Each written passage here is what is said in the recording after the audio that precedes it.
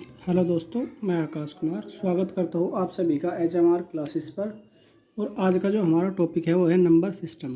क्या है दोस्तों? नंबर सिस्टम यानी संख्या पद्धति। दोस्तों, आपका जो संख्या पद्धति है इसके अंदर हमें बहुत सारे चैप्टर पढ़ने हैं, जैसे यूनिट डिजिट यानी इकाई अंक निकालना, नंबर ऑफ जीरो, गुणनखंड। दोस्तों, हमें यहाँ पर बहुत सारे टॉपिक पढ़ने हैं और हम एक एक करके सभी टॉपिकों को पढ़ेंगे। तो दोस्तों, सबसे पहले हम नंबर सिस्टम यानी संख्या पद्धति के बारे में कुछ जानकारी ले लेते हैं। और दोस्तों, हमें संख्या पद्धति में मेनली जो पढ़ना है वो संख्याओं के बारे में ही पढ़ना है। तो हमें सबसे पहले संख्याओं की जानकारी होनी चाहिए। तो चलिए दोस्तों, स्टार्ट करते हैं और कुछ संख्याओं के बारे में जानने की कोशिश करते हैं। तो दोस्तों, सबसे पहले हम जब मैथमेटिक्स पढ़ते हैं तो हमें पढ़ना होता है प्राकृतिक संख्याएं। कैसी दोस्तों? प्राकृतिक संख्याएं। कैसी दोस्तों? प्राकृतिक संख्याएं। और प्राकृतिक संख्याओं को दोस्तों हम इंग्लिश में नेचुरल नंबर बोलते हैं, इसीलिए इसे एन से डिनोट करते हैं। किससे दोस्तों? इसे एन से डिनोट करते हैं। अब प्राकृतिक संख्याएं होती क्या है दोस्तों? तो वे संख्याएं, क्या दोस्तों? वे संख्याएं जो एक से प्रारंभ होकर अनंत तक जाती है, प्राकृतिक संख्याएं कहलाती है। तो दोस्तों, मैंने लिखा क्या? मैंने लिखा एक से प्रारंभ होकर, जैसे एक के बाद दो, फिर तीन, फिर चार, फिर पाँच, फिर कितना आएगा दोस्तों? छः। और ये दोस्तों संख्याएं इसी प्रकार आती रहेगी, इसीलिए हम इसे किससे डॉट डॉट से दिखा देते हैं। कहाँ तक? अनंत तक। कहाँ तक दोस्तों? अनंत तक। कहाँ तक दोस्तों? अनंत तक ये संख्याएं आती रहेगी, इसीलिए हम इसे क्या बोलते हैं? प्राकृतिक संख्याएं बोलते हैं। तो दोस्तों, वे संख्याएं जो एक से प्रारंभ होकर अनंत तक जाए, इस डॉट डॉट का मतलब है दोस्तों आगे भी इसी तरह। क्या हुआ दोस्तों? आगे भी इसी तरह। तो हमने सीखा प्राकृतिक संख्याएं किसे कहते हैं। हमने सीखा वे संख्याएं जो एक से प्रारंभ होकर कहाँ तक? अनंत तक जाती है, प्राकृतिक संख्याएं कहलाती है। यहाँ पर नंबर हमें 2 पढ़ना है, पूर्ण संख्याएं। क्या? पूर्ण संख्याएं। पूर्ण संख्याएं। तो बात करते हैं पूर्ण संख्याएं आपकी क्या होती है। पूर्ण संख्याएं आपकी क्या होती है? तो यदि, क्या होगा दोस्तों? यदि जो आपकी प्राकृतिक संख्याएं है इनमें जीरो को ऐड कर दिया जाए। क्या कर दिया जाए? जीरो को ऐड कर दिया जाए, तो उसे क्या बोलेंगे? उसे पूर्ण संख्याएं बोलते हैं। और इसे इंग्लिश में होल नंबर कहते हैं, इसीलिए इसे डब्ल्यू से शो करते हैं। किससे? डब्ल्यू से। तो डब्ल्यू बराबर क्या लिखना है आपको? 0, 1, 2, 3, 4, 5। और ये कहाँ तक दोस्तों? ये भी ऐसे ही कहाँ तक जाएगा आपका? अनंत तक। कहाँ तक होगा आपका? अनंत तक। ये आपका कहाँ तक होगा दोस्तों? ये भी आपका होगा अनंत तक। कहाँ तक होगा? अनंत तक। तो इसे क्या बोलेंगे? पूर्ण संख्याएं। तो प्राकृतिक संख्याएं और पूर्ण संख्याओं में क्या अंतर हुआ? प्राकृतिक संख्याएं एक से प्रारंभ होकर अनंत तक जाती है, जबकि पूर्ण संख्याएं आपकी 0 से आरंभ होकर अनंत तक जाती है। नेक्स्ट, नंबर 2 समझने की कोशिश करते हैं सम संख्याएं। कैसी दोस्तों? सम संख्याएं।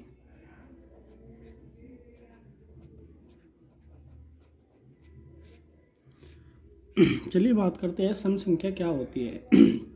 तो दोस्तों, वे संख्याएं जो 2 से विभाजित होती है, क्या कहलाती है? सम संख्याएं कहलाती है। इंग्लिश में से इवन नंबर बोलते हैं। क्या बोलते हैं? इवन नंबर बोलते हैं। तो वे संख्याएं जो किससे? 2 से विभाजित होती है, क्या कहलाती है? सम संख्याएं कहलाती है। और दोस्तों, सम संख्याएं आपकी 2 से प्रारंभ होती है। क्या होती है? 2, उसके बाद 4, फिर 6, फिर 8, फिर दोस्तों क्या होगा? 10। और ये संख्याएं आगे भी इसी तरह चलती रहेगी। कहाँ तक? अनंत तक। तो आपको दोस्तों यहाँ से ध्यान रखना है, पहली सम संख्या आपकी क्या होती है? 2। पहली सम संख्या आपकी क्या होती है? 2। ये क्वेश्चन आपके लिए इंपॉर्टेंट हो सकता है। नेक्स्ट आपको पढ़ना है विषम संख्याएं। कैसी संख्याएं? विषम संख्याएं। नेक्स्ट आपको पढ़ना है विषम संख्याएं। तो बात करते हैं विषम संख्याएं क्या होती है। तो जो संख्याएं 2 से विभाजित नहीं होती, क्या कहलाती है? विषम संख्या कहलाती है। और पहली विषम संख्या आपकी होती है 1, उसके बाद 3, फिर 5। दोस्तों, ये संख्याएं भी आपकी इसी तरह चलती रहेगी। कहाँ तक? ये संख्याएं आपकी अनंत तक ऐसे ही चलती रहेगी। तो यहाँ से आपको ध्यान क्या रखना है? आपको ध्यान रखना है पहली विषम संख्या। क्या ध्यान रखना है? पहली विषम संख्या क्या होगी? 1। पहली विषम संख्या आपकी क्या होगी? 1। चलिए नेक्स्ट पढ़ते हैं भाज्य संख्याएं। क्या पढ़ते हैं? भाज्य संख्याएं। भाज्य संख्याएं। तो चलिए जानते हैं भाज्य संख्याओं के बारे में। भाज्य संख्या क्या होती है। तो दोस्तों वे संख्याएं जो संख्याएं स्वयं तथा एक के अतिरिक्त अन्य किसी संख्या से भी विभाजित हो भाज्य संख्याएं कहलाती है। तो दोस्तों वे संख्याएं जो स्वयं एवं एक के अतिरिक्त अन्य संख्या से भी विभाजित हो क्या कहलाती है, भाज्य संख्याएं कहलाती है।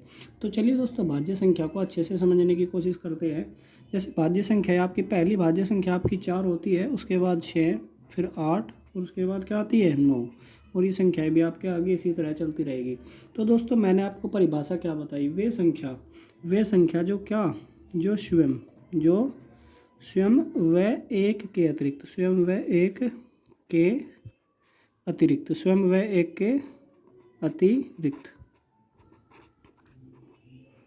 अन्य किसी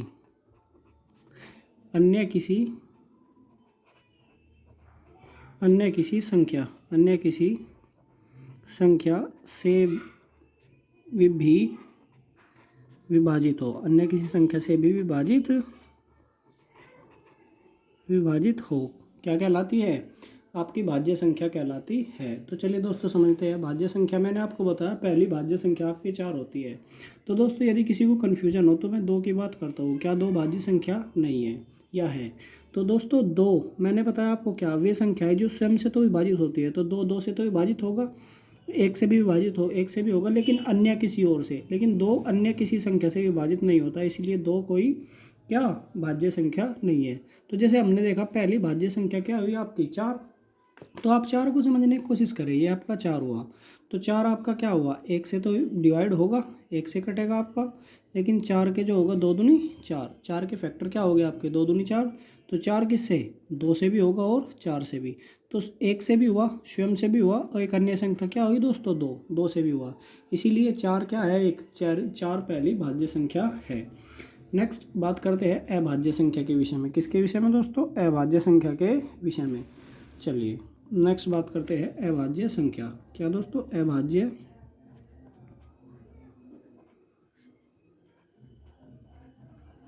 अभाज्य संख्या बात करते हैं। आपकी अभाज्य संख्या क्या होती है। तो दोस्तों वे संख्या, कैसी संख्या, वे संख्या जो स्वयं व एक के अतिरिक्त अन्य किसी भी संख्या से विभाजित नहीं होती क्या कहलाती है, अभाज्य संख्या कहलाती है। और आपकी अभाज्य संख्या कहाँ से स्टार्ट होती है, पहली अभाज्य संख्या क्या होगी आपकी 2, उसके बाद 3, उसके बाद कितना होगा दोस्तों 5, उसके बाद 7, उसके बाद क्या होगा 11, और ये संख्या आगे भी इसी तरह से चलती रहेगी। तो यहाँ से आपको बनने वाले क्वेश्चन ध्यान रखने हैं, इंपॉर्टेंट जो आपके क्वेश्चन यूपी पुलिस वगैरह के लिए इंपॉर्टेंट हो सकते हैं। तो आपके ध्यान रखना है पहली भाज्य संख्या, क्या, पहली भाज्य संख्या क्या होगी आपकी, पहली भाज्य संख्या होगी आपकी 4, क्या होगी 4 पहली। दूसरा यहाँ से ध्यान रखना है आपको, पहली अभाज्य संख्या क्या होगी, पहली अभाज्य संख्या होगी आपकी 2, क्या होगी दोस्तों 2। और दोस्तों आपको यहाँ से जीरो के बारे में पूछता है, जीरो क्या है। तो जीरो एक क्या है, पूर्ण संख्या, जीरो क्या है, पूर्ण संख्या के अंदर आपकी जीरो आएगी। नेक्स्ट यहाँ से आपको एक शब्द और समझना है दोस्तों, एक शब्द होता है आपका सह अभाज्य। क्या होता है दोस्तों, एक शब्द आता है आपका सह अभाज्य। क्या आता है, यह आता है आपका सह अभाज्य।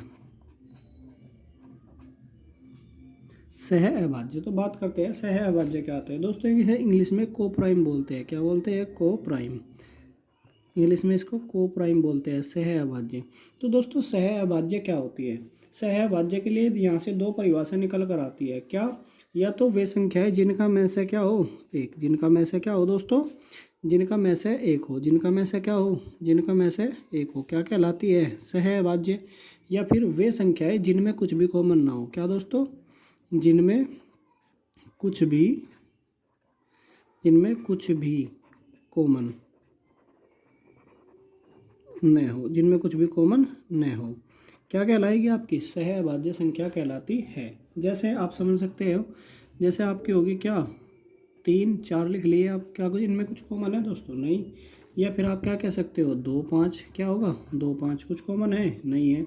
या फिर आप कुछ भी कह सकते हो 2 3, क्या कुछ कॉमन है 2 3 के अंदर, 2 3 के अंदर आपका कुछ कॉमन है दोस्तों, नहीं, कुछ भी कॉमन नहीं है। तो ये आप क्या हुआ, सह अभाज्य। और समझ सकते हो आप 3 7, कुछ भी ले सकते हैं आप, लेकिन क्या होता है शर्त क्या है, जिनमें कुछ भी कॉमन ना हो या जिनका में से एक हो। आप देख सकते हैं ये जो 3 और 4 का में से एक होगा, 2 5 का में से एक होगा, या 2 3 का में से एक होगा, या 3 7 का में से एक होगा। और आप देख सकते हो एग्जाम्पल जैसे 5 7 बोल सकता हूँ मैं, क्या बोल सकता हूँ 5 7 क्या हुआ है, एक सहभाज्य को प्राइम नंबर।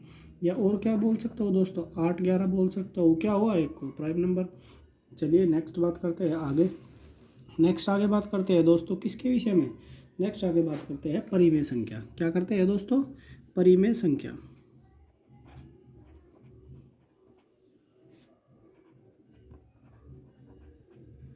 तो परिमेय संख्या क्या होती है दोस्तों, परिमेय संख्या के विषय में बात करते हैं। तो दोस्तों परिमेय संख्या, इन्हें दोस्तों हम रैशनल नंबर इंग्लिश में बोलते हैं। तो वे संख्या जिन्हें पी बाई क्यू, वे संख्या जिन्हें पी बाई क्यू के रूप में लिखा जा सकता है, किसमें दोस्तों, पी बाई क्यू के रूप में लिखा जा सकता है, परिमेय संख्याएं कहलाती है। तो यहाँ से आपकी परिभाषा क्या होगी, वे संख्या जिन्हें पी भाग क्यू या पी बाई क्यू के रूप में लिखा जा सकता है, परिमेय संख्या कहलाती है। लेकिन दोस्तों यहाँ पर एक शर्त होती है, शर्त क्या होती है, शर्त आपकी होती है q is not equal to zero, q is not equal to zero, यानी q कभी भी जीरो के बराबर नहीं होना चाहिए। ऐसा क्यों हुआ दोस्तों, ऐसा इसलिए हुआ यदि q आपका जीरो हुआ, यदि q आपका जीरो हुआ दोस्तों, जैसे मैंने p बराबर p बटे जीरो, यानी p का मान यहाँ पर क्या हो सकता है, p का मान यहाँ पर 1 2 3 4 5, 1 2 3 4 5 ऐसे कुछ भी हो सकता है दोस्तों। पी का मान यहाँ पर क्या होगा, पी का मान इस तरह से कुछ भी हो सकता है। तो यदि दोस्तों यहाँ पर क्यू मैंने जीरो लिया, तो पी का मान दोस्तों मैंने सिर्फ ऐसा मान के चलो 1 लिया और क्यू का मान लिया 0। तो दोस्तों यहाँ पर क्या फॉर्म बनी, ये बना संख्या बटा क्या बना दोस्तों, 0। और संख्या बटे 0 दोस्तों आपका क्या होगा, संख्या बटे 0 होता है आपका इनफाइनाइट। क्या होता है दोस्तों, संख्या बटे 0 आपका होता है इनफाइनाइट यानी अनंत। क्या होगा आपका, अनंत। संख्या बटे 0 आपका क्या होगा दोस्तों, अनंत। आप लिख सकते हो संख्या बटे 0, क्या दोस्तों, संख्या बटे 0 आपका क्या होगा, अनंत। क्या होगा, अनंत। तो इसीलिए दोस्तों क्यू कभी भी 0 नहीं हो सकता, क्यू कभी भी 0 नहीं हो सकता। क्यों दोस्तों, आप समझ सके होंगे अच्छे से, यदि क्यू 0 हुआ तो क्यू 0 हुआ तो क्या होगा, अनंत होगा। अनंत यानी जिसका हम मान ही नहीं ज्ञात कर सकते, यानी हमारे क्या होगा दोस्तों, दिमाग से बाहर, दिमाग से परे, यानी इसका हम कुछ मान ही नहीं बता सकते। तो ये क्या होगा आपका अनंत। और जब दोस्तों अनंत होगा तो अनंत हमें कभी करना नहीं है, क्योंकि हमें तो कुछ ना कुछ मान निकालना होता है। तो दोस्तों आप परिमेय संख्या के लिए याद रखोगे, परिमेय संख्या के लिए याद क्या रखोगे आप, वे संख्याएं जिन्हें p बाई क्यू के रूप में लिखा जा सकता है, क्या कहलाती है, परिमेय संख्या कहलाती है। लेकिन यहाँ पर एक शर्त होती है, q is not equal to zero, Q कभी भी 0 के बराबर नहीं होना चाहिए। क्यों, क्योंकि यदि q 0 के बराबर हुआ, q 0 के बराबर हुआ तो संख्या बटे 0 आपका क्या होगा, अनंत। क्या होगा दोस्तों आपका, अनंत। तो चलिए दोस्तों बात करते हैं कुछ परिमेय संख्याओं के बारे में। आपकी परिमेय संख्याएं कौन कौन सी हो सकती है। तो दोस्तों आप बताइए, जैसे आपका मैंने लिखा 5, क्या 5 आपका क्या होगा, परिमेय संख्या है दोस्तों। हाँ, मैं 5 के बटे 1 मान सकता हूँ। ये आपका क्या हुआ, p, और ये आपका क्यों हुआ, q, यानी p बटे q है दोस्तों ये तो, और p बटे q है। तो ये क्या हुआ आपका, 5 क्या था, 5 एक परिमेय संख्या है। तो दोस्तों इसी तरीके से आप बताइए 7 क्या है, एक परिमेय संख्या है। हाँ दोस्तों है। मैंने कहा आपका क्या दोस्तों, आप ले सकते हैं 50 एक परिमेय संख्या है दोस्तों, है। मैं पूछता हूँ आपसे 22/7 क्या एक परिमेय संख्या है दोस्तों, हाँ है। मैंने कहा 7/9 परिमेय संख्या है दोस्तों, हाँ है। तो आप समझ चुके हो कि दोस्तों परिमेय संख्या आपकी क्या होती है। नेक्स्ट दोस्तों बात करते हैं अपरिमेय संख्याओं के बारे में। किसके बारे में दोस्तों, अपरिमेय संख्याओं के बारे में। अपरिमेय,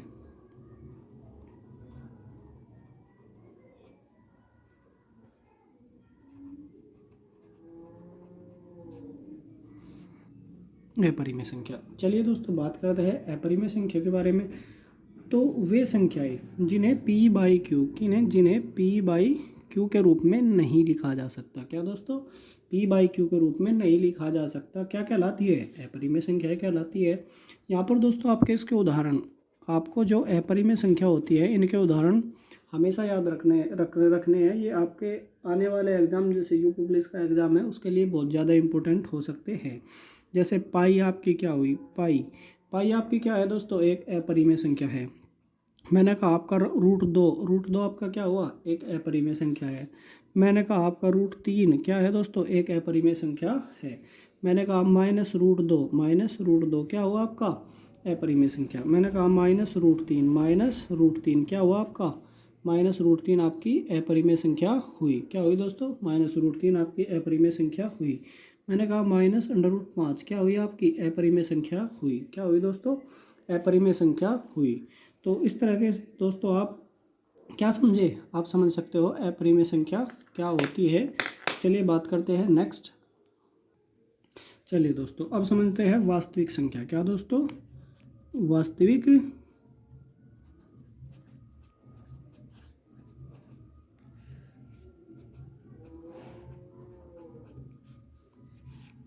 संख्या। तो चलिए दोस्तों समझते हैं वास्तविक संख्या आपकी क्या होती है। तो दोस्तों आपको वास्तविक संख्या के लिए आपको ध्यान रखना है, तो वे संख्या जिनका वर्ग करने पर, क्या दोस्तों, जिनका वर्ग करने पर क्या मिले, धनात्मक प्राप्त हो,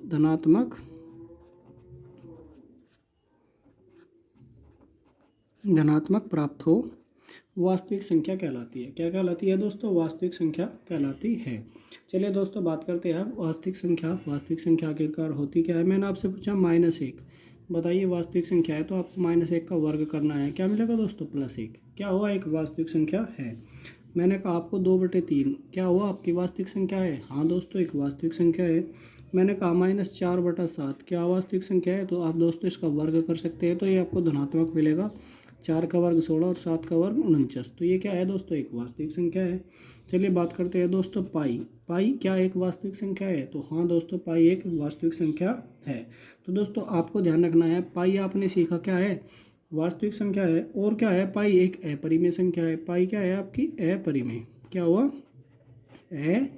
अपरिमेय। तो पाई के लिए आपको याद रखना है, पाई एक अपरिमेय संख्या भी है और पाई एक वास्तविक संख्या भी है। पाई एक अपरिमेय संख्या भी है और पाई एक क्या हुआ दोस्तों, एक वास्तविक संख्या भी है। तो आप समझ सकते हो, पाई एक वास्तविक संख्या भी है और पाई एक अपरिमेय संख्या भी है। तो अब दोस्तों आप कहेंगे कि सर हमें ऐसे भी उदाहरण बताइए जो वास्तविक नहीं है। जैसे मैंने कहा -2 और √, आप इसको बताना है आपको ये क्या वास्तविक संख्या है। तो दोस्तों जैसे हम इसका वर्ग करेंगे तो वर्ग से स्क्वायर से √, कट जाएगा, यानी कितना मिलेगा, -2। तो -√2 क्या है, एक वास्तविक संख्या नहीं है। तो दोस्तों ये हमने संख्याओं के विषय में सीखा। और कल क्या दोस्तों, चलिए अभी कुछ और पढ़ते हैं, जैसे जो हमारी टर्म्स कुछ काम आने वाली है। जैसे दोस्तों जैसे कुछ टर्म आती है आपकी, क्या, पूर्णांक। क्या आता है आपका, पूर्णांक को समझते हैं। क्या होगा आपका पूर्णांक, आपका क्या होता है। तो पूर्णांक आपके दो प्रकार के होते हैं। कैसे कैसे होते हैं दोस्तों, दो प्रकार के पूर्णांक आपके कौन कौन से होते हैं। एक आपका होता है धनात्मक पूर्णांक। क्या होगा, धनात्मक पूर्णांक। दूसरा आपका होगा ऋणात्मक पूर्णांक। क्या होगा, ऋणात्मक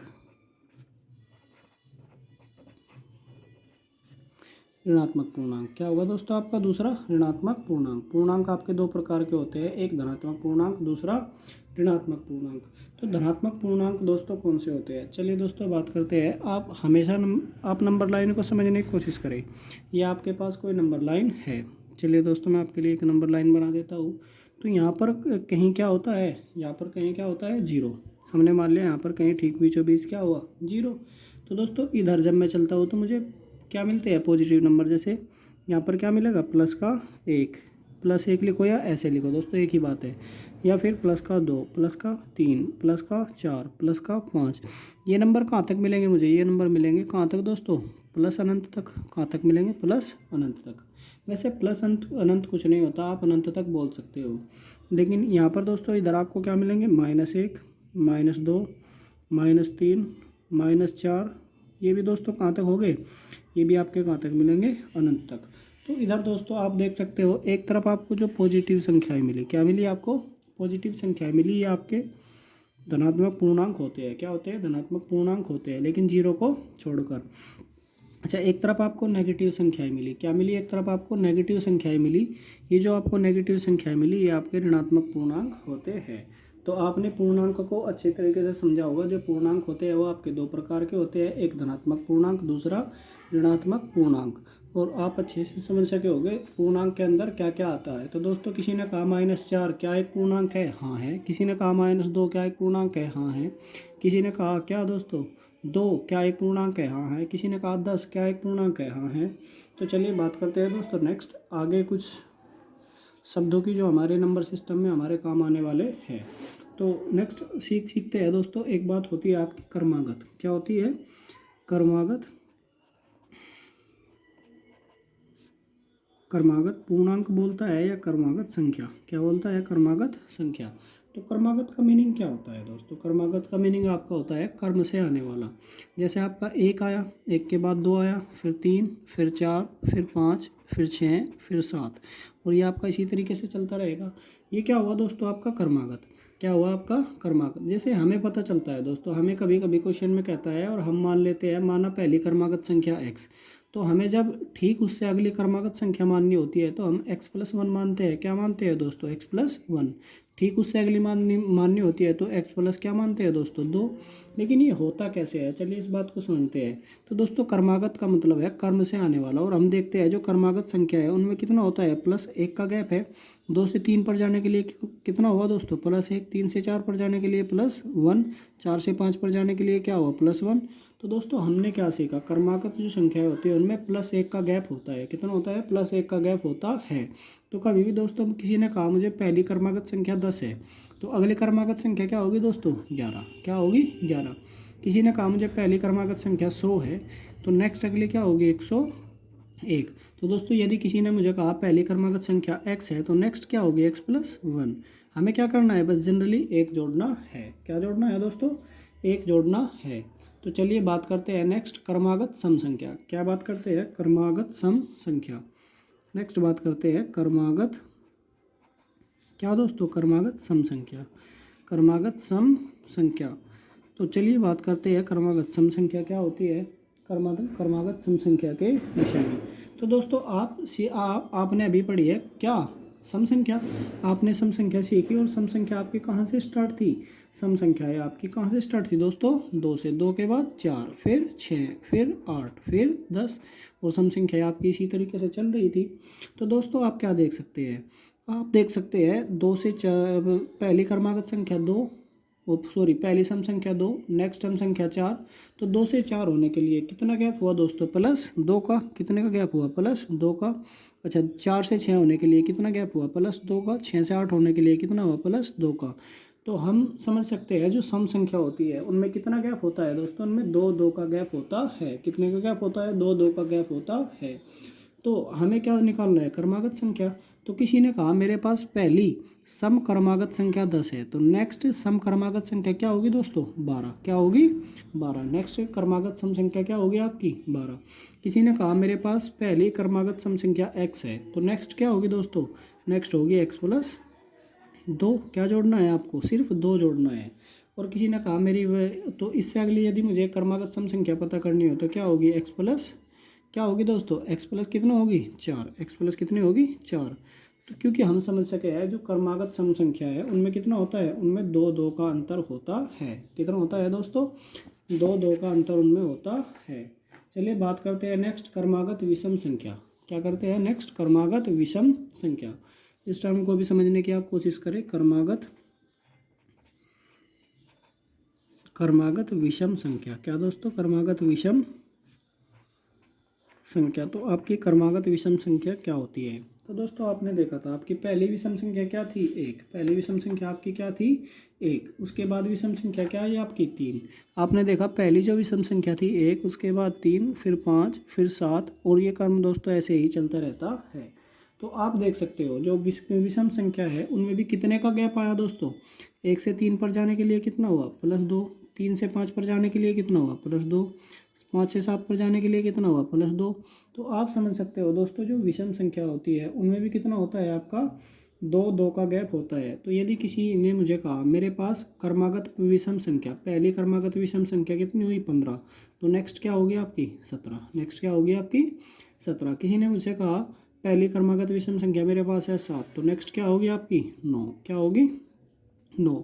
और दोस्तों यदि किसी ने मुझे कहा मेरे पास पहले ही क्रमागत विषम संख्या यदि x है, तो आप समझ सकते हो नेक्स्ट क्या होगी x प्लस 2, और उससे ठीक अगली क्या होगी x प्लस 4, और उससे भी ठीक अगली क्या होगी x प्लस 6, उससे भी ठीक अगली क्या होगी x प्लस 8। तो दोस्तों आप समझ सकते हैं ये बहुत आसान है। होता क्या है, इनके अंदर दो दो का गैप होता है। क्या होता है दोस्तों, इनके अंदर दो दो का गैप होता है। चलिए दोस्तों अब कुछ बेसिक क्वेश्चनों को समझने की कोशिश करते हैं और हम नंबर सिस्टम को यहाँ से स्टार्ट करते हैं। तो सबसे पहले मैं कुछ आपको बेसिक क्वेश्चन पढ़ाने वाला हूँ, उसके बाद में टॉपिक वाइज आपको नंबर सिस्टम कराने वाला हूँ। तो दोस्तों सबसे पहले आप क्या समझे, आप दोस्तों यहाँ से दो शब्द और समझने की कोशिश करिए। दो शब्द, एक आपका होता है गुणज, क्या होता है आपका गुणज, और दूसरा आपका होता है गुणनखंड। हम क्लास दोस्तों कल ही स्टार्ट करेंगे, आज सिर्फ बेसिक समझते हैं गुणनखंड। तो एक आपका होता है दोस्तों गुणनखंड और दूसरा आपका क्या होता है गुणज। आप दोनों शब्दों को अच्छे से समझने की कोशिश करें, गुणज क्या होता है और गुणनखंड क्या होता है। दोस्तों गुणज क्या होता है, किसी का मल्टीपल। क्या होता है मल्टीपल, जैसे मैंने कहा तीन, तीन का अगला मल्टीपल क्या होगा छः, छः का अगला मल्टीपल क्या होगा तीन का नौ। और दोस्तों ये आपके कभी ख़त्म नहीं होते, ये आपके ऐसे ही चलते रहते हैं। ये क्या हो गया आपके गुणज। दूसरा आता है आपका गुणनखंड, जैसे मैंने कहा तीन के गुणनखंड क्या हो गए, तो यानी तीन किस किस से कटता है। तो दोस्तों तीन एक से कटता है या तीन तीन से कटता है। तो तीन के गुणनखंड क्या हुए, एक या तीन। आपने क्या देखा दोस्तों, जो किसी संख्या के गुणनखंड होते हैं वो कभी भी उस संख्या से बड़े नहीं हो सकते। जैसे आपने कहा मुझे 15 है और 15 का क्या बताना है, 15 के गुणज व गुणनखंड दोनों बताने हैं। तो बात करेंगे जब किसकी, गुणज की। किसकी बात करेंगे, गुणज की। तो गुणज आपके क्या हो गए, जैसे 15, फिर क्या आएगा आपका 30, क्या आएगा 30, फिर 45, फिर 60, उसके बाद कितना होगा दोस्तों 75। और ये क्रम आपका ऐसे ही चलता रहेगा। तो ये क्या हो गए दोस्तों आपके गुणज। नेक्स्ट बात करते हैं किसकी, गुणनखंड की। किसकी बात करते हैं, गुणनखंड। नेक्स्ट बात करते हैं गुणनखंड के विषय में। गुणनखंड आपके क्या हो गए, तो गुणनखंड क्या हो गया आपके 15 किस किस से कटता है, एक से कटता है, दो से तो नहीं कटता, तीन से कटता है ना ही, चार से कटता है, तो पाँच से कटता है 15, छः से नहीं कटता, सात से नहीं कटता, आठ से नहीं कटता, नौ से नहीं कटता। तो अब किससे कटेगा दोस्तों 15 से।